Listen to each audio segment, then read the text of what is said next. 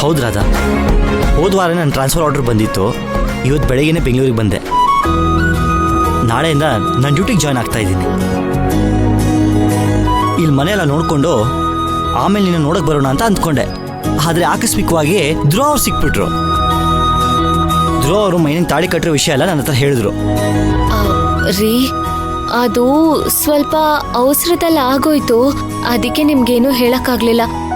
ರಾಧಾ, ಪರವಾಗಿಲ್ಲ. ಧ್ರುವ ಅವರು ನನ್ನ ಹತ್ರ ಎಲ್ಲ ವಿಷಯನೂ ಹೇಳಿದ್ದಾರೆ. ಮೈನಂಗೆ ಹೇಳ್ದೇನೆ ಅವ್ರು ತಾಳಿ ಕಟ್ಟಿರೋದು ಮೈನಂಗೆ ಕೋಪ ಬಂದಿದೆ. ಆದರೆ ಏನು ಮಾಡೋಕ್ಕಾಗುತ್ತೆ? ಧ್ರುವ ಅವರು ಮೈನ ನಾನು ನಿನ್ನ ಮದುವೆ ಮಾಡ್ಕೋತೀನಿ ಅಂತ ಕೇಳಿದಿದ್ರೆ ಅವಳು ಒಪ್ಕೋತಿದ್ಲ. ಹಾಗಾದ್ರೆ ಅವ್ರು ಮಾಡಿದ್ ನಿಮ್ಗೆ ಸರಿ ಅಂತ ಅನಿಸ್ತಾ ಇದೆಯಾ ಬಾವಾ? ಅಯ್ಯೋ, ನಾನು ಹಾಗೆ ಹೇಳ್ತಾ ಇಲ್ಲ. ಏನೋ ದಾರಿ ತೋಚದೆ ಅವ್ರು ಈ ರೀತಿ ಮಾಡಿದ್ದಾರೆ ಅಂತ ನಾನು ಅರ್ಥ ಮಾಡ್ಕೊಂಡಿದ್ದೀನಿ. ನೀನು ಸ್ವಲ್ಪ ಅರ್ಥ ಮಾಡ್ಕೊಂಡ್ರೆ ಅವ್ರು ಈ ರೀತಿ ಕಷ್ಟಪಡೋದು ಅಗತ್ಯ ಇರಲ್ಲ.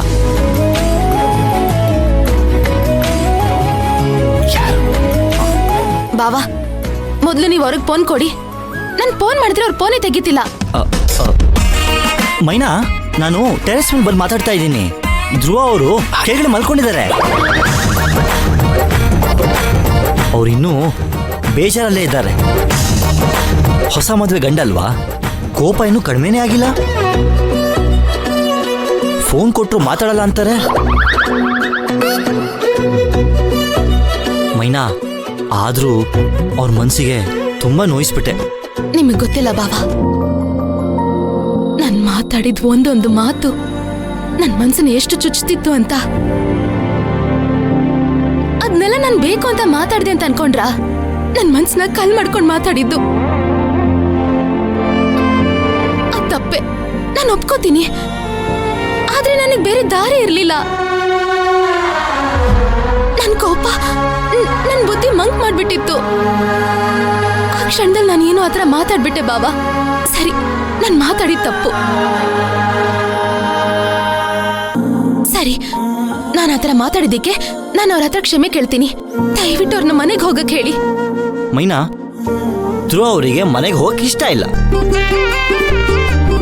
ಅವ್ನ ಮನೆಗೆ ಹೋಗು ಅಂತ ನಾನು ಕೂಡ ಹೇಳಲ್ಲ.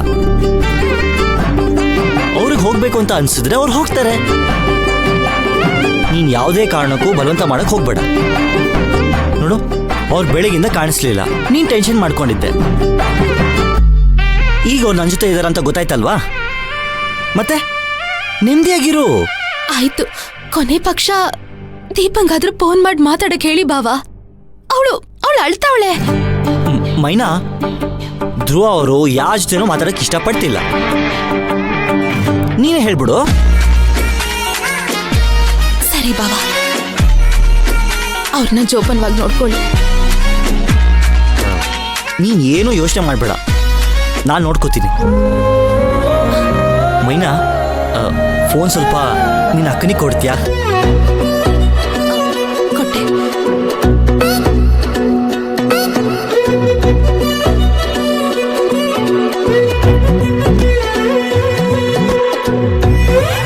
Hello boss.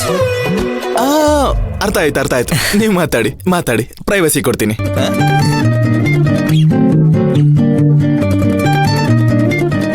ರೀ, ಹೇಳು ರಾಧಾ. ರೀ, ಧ್ರುವ ಅವ್ರನ್ನ ಸ್ವಲ್ಪ ಚೆನ್ನಾಗಿ ನೋಡ್ಕೊಳ್ಳಿ.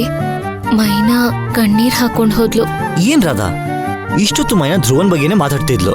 ಅವ್ರಿಬ್ರು ಗಂಡ ಹೆಂಡತಿ, ಅದ್ರಲ್ಲಿ ನ್ಯಾಯ ಇದೆ. ನೀನು ಧ್ರುವನ್ ಬಗ್ಗೆ ಮಾತಾಡ್ತಾ ಇದ್ರೆ ಹೇಗೆ? ಸರಿ ಹೇಳಿ, ಏನ್ ಸಮಾಚಾರ? ಅಲ್ಲ, ಗಂಡ ಬೆಂಗಳೂರಿಗೆ ಬಂದಿದ್ದಾನೆ, ಹೇಗಿದ್ದಾನೆ ಎಲ್ಲಿದ್ದಾನೆ ಅಂತ ಕೇಳ್ತಿಲ್ಲ.